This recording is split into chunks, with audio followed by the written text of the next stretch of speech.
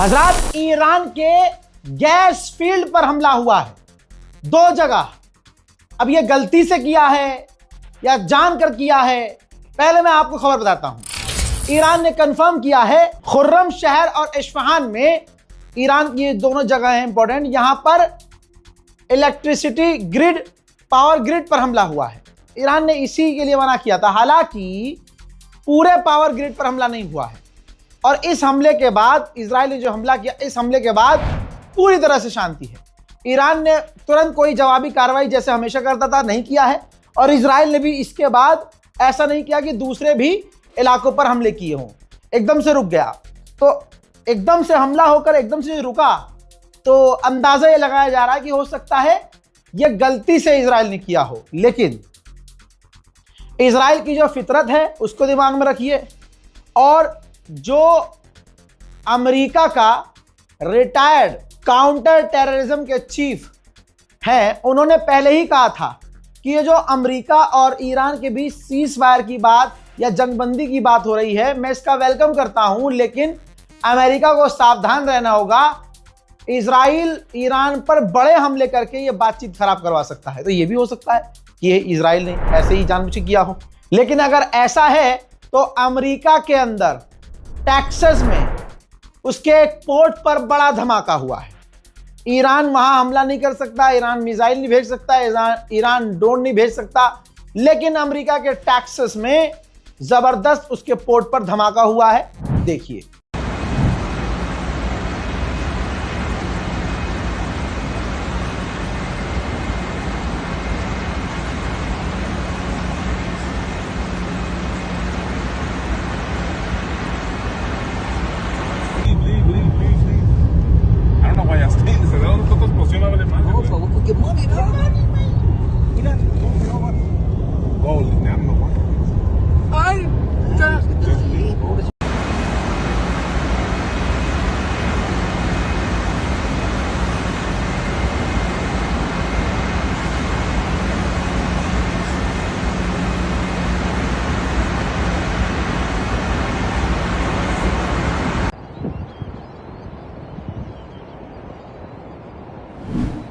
फिलहाल की जो डेवलपमेंट है, ऐसा नहीं लग रहा है कि तुरंत जंग बंद होने वाली है।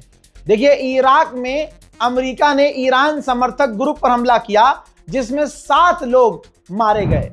उधर कुवैत ने भी कंफर्म किया है कि ईरान से जो ड्रोन और मिसाइलें आई थी वो बीती रात भी आई हैं, जिन्हें हमने रोका है, यानी ईरान भी नहीं रुका। इराक के अंदर ईरान ने कुर्दिश आतंकियों के ऊपर भी हमले किए हैं, क्योंकि कुर्दिश ईरान में घुसकर ईरान के खिलाफ इजराइल और अमेरिका के एजेंडे को पूरा करना चाह रहे थे। कुर्दिश के ऊपर हमला इराक। हाँ, या अल्लाह खोया बना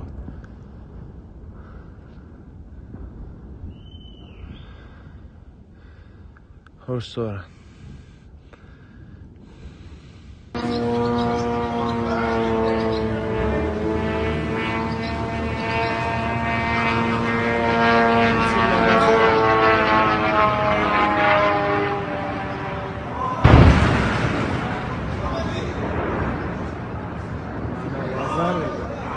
बम फूट रहा है डोनाल्ड ट्रंप के ऊपर।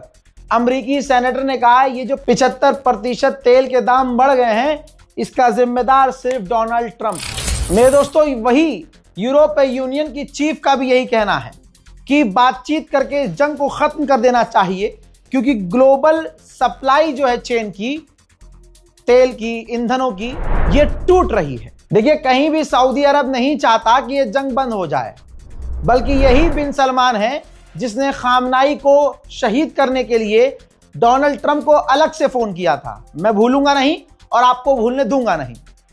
यही सऊदी अरब की रिजीम है जिसने जंग के दौरान अमेरिका से कहा था कि हल्के मत पड़ना, हमले करते रहो ईरान पर, ठीक। और अब बिन सलमान ने कहा है, सऊदी अरब की गवर्नमेंट ने अमेरिका से कहा है कि अगर ईरान ने हमारी electricity, power grid, gas field पर हमला किया तो हम आपके साथ, यानी अमेरिका के साथ मिलकर ईरान पर हमले करेंगे। तो दोस्तों, कंक्लूजन कुछ नहीं है, बस इतना है कि ईरान का दबदबा है और ईरान पर अमेरिका ने हमला करके गलती कर दी है। डोनाल्ड ट्रंप, नेतन्याहू फंस चुके हैं। नाक की लड़ाई है। अमेरिका को पता है कि उसने गलती, उसने गुनाह, उसने पाप, उसने बहुत खतरनाक कांड कर दिया है, लेकिन वो बैकफुट पर मुंह से बोलकर नहीं जा सकता। तो अमेरिका चाहता है कि बिना कुछ बोले लीपापोती करके मैं अपने आप को जीता हुआ दिखा दूं और ईरान को हारा हुआ और जंग भी खत्म हो जाए।